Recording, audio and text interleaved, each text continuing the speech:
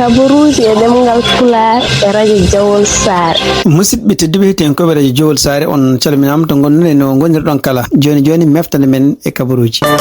Meftande men kabaruji jamma hande jaatenen koye dendi Amatoure e kabaruji dowlaji dentuɗi e kabaruji international. Bandiraɓe sehlaɓe heɗotoɓe radio Jawol Sare jaam hira moon hande ko jamma alhamis hawri ko nogas lewru août hitande ujunnaji ɗiɗi e nogas jeegom habaruji moɗon e ɗemgal Pulaar gonɗen joni ko minuit ɗo e Cincinnati. Guiɗɗen koko fati en gallo États-Unis tungnade kadi ko winda e journaux ji kewɗi surtout ene journaux ji américain oɗo ñalawma hande hono Amérique ko rewete ko fati ñamade ko fati ngal muɗum en mani yettima kono abbo 4 milliards de dollars ɗum ɗo noon koko gouvernement makko kanko Donald Trump ko fuɗɗi ko tungnade ha hande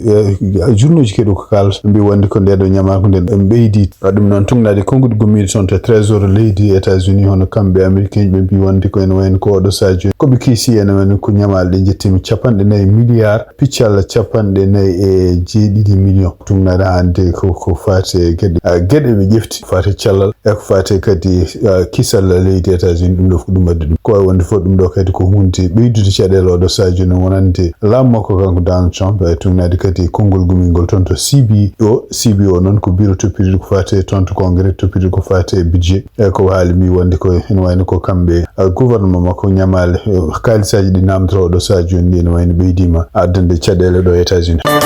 hande ko fate ngal ngu e mbi wonde ko ene hono kamɓe ɓeɗo remoɓe wonɓe ɗo États-Unis sibabude caɗele kanko Donald Trump annimo jogino ko fate ɓeydude frais de douane kala ko ɓe ndemanno ɓe natti wawde neltude ɗum toon to leyɗele ko wayno Chine sibabude Donald Trump tarif mo fawe e mabɓe walla mo fawe ɗeɗo leyɗele donc kamɓe koɓe kalde jeyni en koɓe mbi wona tan sibabude yoro wongo toon go ɗum wona ɗum tampindeɓe ko ɓeydi tampindeɓe ko surtout ene wayno ko oɗo sa joni coggu ko fate kala koɓe ndemirta walla koɓe ndenirta koɓe ndemata ko ɓeydima towde e kadi ne wayno kadi sibabude Donald Trump politique mum waɗata oɗo sa joni ko fate trade ɗum noon jeygo hakkude kamɓe États-Unis kamɓe leyɗele goɗɗe aussi wonde gueɗe ɗeɓe ndemanno tawa ɓe mbawno nelde ɗum toon to Canada e toon to Chine e wayno ko oɗo sa joni Chine ka ɓurɗo wawde sodde mabɓe kamɓe ɗo e remoɓe ɗo États-Unis surtout soybean sibabude kanko Donald politique makko ne wayno oɗo sa joni kala ko Chine sodanno e mabɓe ustima ɗum ɗon noon addi kadi wonande kamɓe remoɓe surtout en kamɓe kadi heɗotoɓe taw politicien miijade wonde est ce que kamɓe républicain ji en mbawi wallude parti républicain ene wawi wallude hoore muɗum sibabude ɗeɗo caɗele foof pour wawde gancade walla continue jogade ɓuural toon to congrès mo États-Unis ɗum ɗo fof noon ko hunde nde ganduɗa oɗo sa joni kanko Donald Trump e peeje baɗaɗe fof mono continue ha hande kadi ƴewde holno wawi faddorade ɗiɗo woteji baɗoji e nder lewru novembre hitan ujunnaji ɗiɗi e nogas jeegom ko yalti hande kadi ne wayno ko hollama kadi kanko Donald Trump mono continue ha hande mo sengi e ko woteji bannoɗe hitan ujunnaji ɗiɗi e nogas ɗum noon kadi o yaltini rapport goto rapport o kadi o wi wonde ko e nder hitan ujunnaji ɗiɗi e nogas en wayno ko kene abboye nogas e 4 ujunere neɗɗo taw ko yimɓe ɓe ngala kayitaji jaɓama voti ɗo e États-Unis ɗum ɗon noon e rapport mo addi o rapport o kadi ne wayno tungnade haralleɓe hande ko kaali oɗo rapport e wayno oɗo rapport no ɓetiri ni eno gueɗe ɗe waɗi hen ɗi wona noon foti yarude ko wawi wonde fof kanko Donald Trump sibabude ɗeɗo nogas e ujunere neɗɗo o wiyata wonde votiɗe e hitande ujunnaji ɗiɗi nogas taw ko yimɓe ɓe ngala kayita e États-Unis mono continue hande o wi wonde omo gonɗini hande wonde ko kanko gañi woteji hitande ujunnaji ɗiɗi nogas surtout ndo noon ɗiɗon woteji ko kanko foɗodiranno e Joe Biden hande ko fati États-Unis ko yalti hande tungnade kadi journal biyeteɗo WBUR ɗum noon ko journal gonɗo toon to Massachusetts ɓe mbi wonde ko ene wayno ko sakiti ko tan ene wayno ko kanko Donald Trump o ƴefti militaire uji kewɗi taw ko liggotono ko fati justice militaire o watti ɗumen ñawoɓe toon to immigration ɗum noon e ɓeɗon ñawoɓe tungnade hande ko anda famɗi foof yimɓe nayo taw kañumen koyemen ko avocat ji ko mbiyata Jack branche militaire o watti ɗumen toon to Massachusetts ko ɓeɗo wattaɓe toon ɓe ko lomtoɗo kadi ko ñawoɓe hewɓe ɓe ganda kanko Donald Trump o seeki ɗumen e ɗum noon e ɗiɗo nokkuji surtout toon to Massachusetts tungnade hande journal ko haali mbi ɓeɗo avocat ji ene wayno gummi ko toon to ñawoɓe wonɓe toon to banque militaire uji andiraɓe comme Jack wayno wonɓe pekta ko toon to Chelmsford ɗum noon ko tribunal woni hen kadi ene wayno nelda ko toon to Boston ɓeɗo fof noon ne wayno ko temporairement ko kañumen goni toon nomtade ñawoɓe hewɓe ɓe ganduɗa hen kanko Donald Trump seeki ɗum kadi addini laamu makko wasi jogade yimɓe ganduɗa liggotoɓe comme justice immigration to e nder leydi ko way won fo en wani ko kambe nder fedde tuppitin ko fati habde haqqinde maade do États-Unis beta ACL en wani kany horum tonto match wi wonde ko en wayni ko beedo militaire yadde sebe ngona juge kany men koyma dum non seulement ko violation kulal gongal do États-Unis biidi wonde ko kambe militaire porani yaade gedde civil mais aussi kadi ko addude cadel parce que dido militaire ju arabe ton mbawa wonde kany men koyma indépendant mbawa nyaawde hunde taw kany men ko tunade doftade kanko Donald Trump ko yi dum non tuna hande raccord mo immigration yaltini en wayni ko kanko Donald Trump lammo tugo ko be puddi en lam ko en waybe be deputi ken buru ujunaji ned dido neddo taw ko Mexican be deputi men ton to Guatemala dum do fo non en wayni ko hareji kanko Donald Trump wondi sabu Guatemala e kambe États-Unis be jogdaki frontière kono jogdi ko Mexico pourquoi mo nawa beedo ton to Guatemala o liyeto arti dum ton to Mexico haysindo kambe lamu Mexico be celino beedo nawe to Guatemala en wayni ko kanko lamu makko kanko Donald Trump deputi ko famdi fo ujunaji neddo ton to Guatemala taw ko Mexico nabi habruji men international gidaren ko tonto Cameroon hagun Cameroon frontier mudum kambe Centrafrique yimbe asannobe ton kangi wala jaanobe kangen wayno ko leydi yerbi sima mumen dum non beedo ko famdi fo do sa joni wiyam ko non kana bo temdere yimbe jeedi neddo maayi hen dum non e ben continue yilata hande yimbe hawnay ko wonnobe de don gas tunade hande nati jaltude en holla wonde ko yimbe wonnobe don kanyumen ceeti dum don bi wonde ko wonnobe e dedo gas enen gasa walla ne jeewa kan e kono wayno ciagal mudum leydi ndi yerbisi donc yimbe be ene leydi yuppe mumen ton ko way on fo en wona odo sa joni dum do wadi ko frontière gonda hakkunde mabbe kambe Cameroun e République Centrafrique dum non ko ton to wuro wesengo Zamboy dum non woni ko Sara Garwa Bulay dum non tunade ande khabruji gumdi ton to Africa News tungnade journal NPR ko ali hono kambe militaire ji Israel odo mbi wonde ko be ngumini enquête da ken wona kawji joyi dum non hen kaani ja hen cuklel gotel jaaro du joyi kanyum kambe militaire ji Amerique kambe militaire ji Israel be mbadum en wonde kadi sappo e joyo yimbe godbe be ngati taw ko pompier ko way won fo en wayno ko tungnade hande kanko chef José André kanko ardino ton fedde topinde defandi yimbe miskine be biyata dum ko World Central Kitchen be pelli o de décision mo kambe laamu Israel jefti pour wiide wonde ko dido kawu tan be gankite parce que ne wadi kawuji kiddi ha way lead kambe Israel nabe mbiye wonde be wadi ton génocide way won fo tungnade kongol gommi ton to jogidi kongol ton to leydi Israel mbi wonde ko kambe Israel nabe ene wayno ko wiete en génocide ton to Gaza ko be jaabi ko sibabunde donc e wani ko kambe Israel mbi wonde ko kala ko be kabaton de Gaza ko sibabunde jangu ganda kambe Hamas be janno ton to Israel nyande lewru octobre tan ujunaji no gasitati odon sa en wani ko kambe Israel mbi wonde ko en wani ko Hamas kany hutorto ko nokkuji di ganda yimbe civil en gon ko wadi donc journaliste ji kewden wani kadi yimbe hewbe civil en ma hen ko way won fo en wani ko tugi harinde ko fudi en hakkunde kambe Israel e kambe Hamas ton to Gaza en wayno ko Israel takama joni wadi ken wona capande jeedi e tasu neddo capande jeedi ujunere tasu neddo dum non ko yimbe maybe ton tako buri hen hewde beedo yimbe tungnade hande rapport uji jaltu ton ko sukabe rewbe tonto New York dum non ko Conseil de sécurité Nations Unies no wani ko jango aljuma fuddoto kadi jottade dum non kadi ko ƴewde wodde ko fate en hol subade hol gono kadi secrétaire général des Nations Unies lomto Antonio Guterres dum non e beedo en jeetoto wayno jodi be ton damini be goto me fuma ƴefte hono kanko ancien président mo leydi Sénégal Macky Sall o mo jaya hen donc gol do wona lawol didugol kambe beedo Conseil de sécurité be jawdo ton pour wawde ƴewde hol dido candidat ji ɓuri sécurité wonde ko kanyum ardu donc tugna hande jaltude ton to Dakar actualité mbi wonde ko lawol gadunol ngol be vonno ngol e nyaade capantare lewru juillet hitande ujunaji no gas jago woni ko kanko biyetedo Rebecca Greenspan ko kanko wonno rekkere wonde ko kanyum horum ɓuri handude e won cuɓetedo ko fate Nations Unies kanko odo debbo no Rebecca Greenspan en woni ko kanko hoore makko meedi wonde vice président Costa Rica e kadi kanko hoore makko kanko fedde woto wiyetende CNUDSET dum non kadi no woni ko kanko ardino ɗiɗon woteji oɗo sa joni hono Macky Sall kañum woni candidat goto taw jeeɗa ton to Afrique bangirnanke ene takkodire kadi debbo goto Ugandese biyeteɗo Olara Otono ɓeɗo fof ene wayno ko kañumen fof ene ɗamini so hawnaki gore mum fof jogui chance ko way woni fof ko kamɓe wotoɓe ɓe dokkata ko woto wiye wonde ko ɓe dokkata ko oɗo ene woni favori walla oɗo wonani favori walla jogaki opinion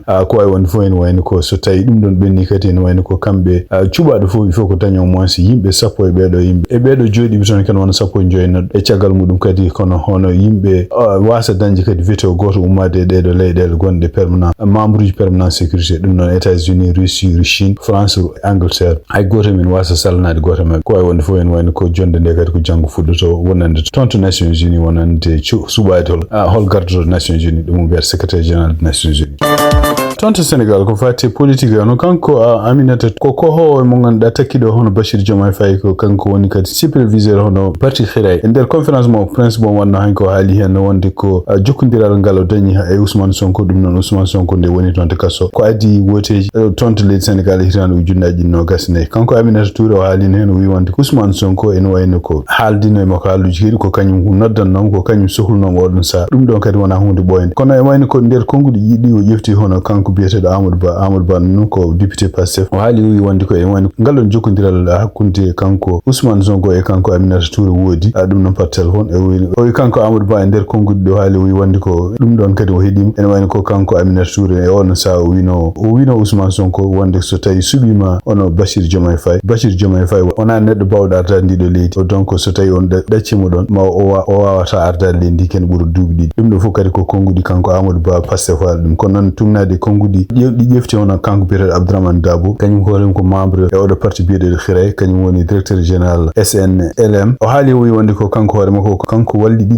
ngalɗon jokkodira téléphone no wodde hakkude kanko Ousmane Sonko e ko Aminata Touré tugnade ko haali o wi wonde ko député Amadou Ba ene woni kañum hoore mum juumi par ce que o wi wonde o wi kanko Abdourahmane Dabo o wi wonde hoore makko kanko tawa ngalɗon jokkodiral kanko tawa kadi kala ko kewi hen donc ko devoir makko ko alay sago o haala holno ɗum yaade ko kanko walli ha ɗeɗo jokkodira baɗi hakkillaɓe ɗiɗi ɗum noon wonde ko jokkodira hakkude kanko Aminata Touré e kanko Ousmane Sonko ɗum noon wonno ko toon to kaso gonɗo toon to Camp Manuel o donc ene wayno ko tugnade ko haali o wi ɗum noon sibabude kanko hoore makko wonde bawɗo wallude ngalɗon jokkodiral ha woodi wonde tawaɗo o wi wonde ko alay sago o famna yimɓe wonde hono honorable Amadou Ba waɗi erreur kañum hoore winno ko wallude kono ko haali ko en wona gueɗe gonguira e gonga ɗum noon fof noon kanko Abdourahmane Dabo o windi ɗum koye Facebook habaruji men international hande toon to Sénégal cekkitoɗen tugnade kadi ko yalti hono kanko ministére des affaires étrangères mo leydi Sénégal e nder lettre mo windi mbaɗi réaction caggal nde leydi États-Unis ministére des affaires étrangères e yamirore kanko Donald Trump nde ɓe mbaɗi sanction ngaji contre ɓeɗo ñaawoɓe wonde toon to cour pénal international siftinde toon ɓe cour pénal international ene wayno ɗiɗi duuɓi fof sur caggal haare wonnode toon to Gaza hakkude kamɓe Israël e kamɓe Hamas walla kamɓe Palestine ene wayno ɓe mbaɗino ñaawore mabɓe kanko Benjamin Netanyahu e yimɓe hohoɓe woɗɓe jeeyaɓe toon e gouvernement ɗum noon ɓe mbaɗa mbiya wonde ko kala ɗo jeehi leyɗele ɗe ganduɗa kala leyɗele jeeyade jimani pénal international kala nde ɓeɗo kanko Benjamin Netanyahu ɗo yeehi toon e kamɓe kadi no ardinoɓe Hamas nde ɓe jeehi toon e poti nanguede ko ɗum waɗi donc États-Unis guila laamu makko fuɗɗi kanko Donald Trump e surtout ene sibabu nde ɗo hara mono continue wiide wonde koɓe waɗoɓe peeje foof ɗum eɓe bonna cour pénal international ko sakkiti koɓe mbaɗi hen yamirore wiide wonde koɓe mbaɗi sanction ngaji ɗi noon ko sanction ngaji ko fate jawdi ko fate hadde e ɓeɗo e yimɓe ɓe ganduɗa wonɓe toon e cour pénal international taw ko ñawoɓe ardini e États-Unis walla kañumen jawdi men wondi ɗo e États-Unis ha kañum kamɓe États-Unis ɓe fawde hen jungo mabɓe ko way wonde fof kanko ministére affaires étrangères e gueɗe caggal leydi o haali o wi wonde ken wayno ko oɗo saa joni kamɓe leydi Sénégal koɓe signimɓe ko fate oɗo convention cour pénal international e ɗum ɗo henne ko toñangue mawgue e ɗum ɗo kadi subtinde on tan ne wayno ko kamɓe Sénégal en jogui neɗɗo goto gonɗo toon biyeteɗo Abdoulaye Sy kañum hoore ko goto e ñawoɓe cour pénal international ene wayno koye sanction ngaji ɗi aussi koko pawa e muɗum ko way wonde fof ɗo lettere kadi ari ko caggal nde kamɓe États-Unis ɓe mbaɗi yamirore mabɓe ñande 17 lewru ko fate sanction ngaji wonande ɓeɗo ñaawi wonɓe toon to cour pénal international donc ene wayno ko kamɓe Sénégal ande ɓe mbaɗi kamɓe ne jabol mabɓe oɗo ñallawma alhamis nogas lewru utitande ujunnaji nogas e jeegom bandiraɓe sehilaɓe heɗotoɓe radio sar ma en jikkodiri joni e Tidiane Niang e équipe meɗen partude e coftal ɓalli ɓe mbawa rokkude en kadi page moɓe jogui en Tidiane Niang e wondi mum bisimilla noon jam hira moon musidɓe tedduɓe hettiyankoɓe haalirde radio wol sare joni kabaruji men coftal ɓalli gadorɗen kabaruji men coftal ɓalli koye nder leydi Mauritanie hello men tourmaji Fouta hitande ujunnaji ɗe nogas e jeegom tinamo kiiɗe hande puɗɗogol tourma law hitande ujunnaji ɗe nogas jeegom pottal ouverture ñalawma hande wanno koto wuuro Hayre Mbar kippu Hayre Mbar kañum jaɓino kippu wocci pottal ngal wawno gasir ko ɗekki 00 ñalawma janggo so woni 17h GMT to wuuro Hayre Goller kippu Hayre Goller ma hiwdir kippu juude waalo rim dandema hitande ujunnaji ɗe nogas e jeegom 3e édition fuɗɗima kiide hande nde woni 17h GMT to wuro siwi kippu siwi kañum hewdirno kippu kunde rew potal ngal wawno gasir ko ɗekki dow partout joni alano mbatten so wona kettoɗen préparateur physique mo kippu kunde rew donc hande wonno ouverture toon to siwi donc kamɓe goni pare kamɓe woni o organisateur o hande wonno ouverture o hakkude siwi e kundel donc marché o joama des équipes au juillet sibi juillet kundel juillet parce que c'était marché très compliqué ko marché musɗo marché mettude kadi ha joni ko fate ndiɗon mbadi kabaruji rimdandema hitande ujunnaji ɗe nogas e jeegom ma jokku ñalawma janggo so woni 17h GMT to wuro Makama kippu Makama ma jabbo kippu Taccan tournoi district de Bogue hitande ujunnaji ɗe nogas e jeegom ne wanno pottitte ɗiɗi ñalawma hande FC Bogue dow kañum heeɓi fartange yesso kippu FC Thienel taw ko logguiɗiɗe loggol gotol kippu ñooli Carrefour kañum heeɓi polgue yesso kippu Ganki taw ko loggol gotol e ndiga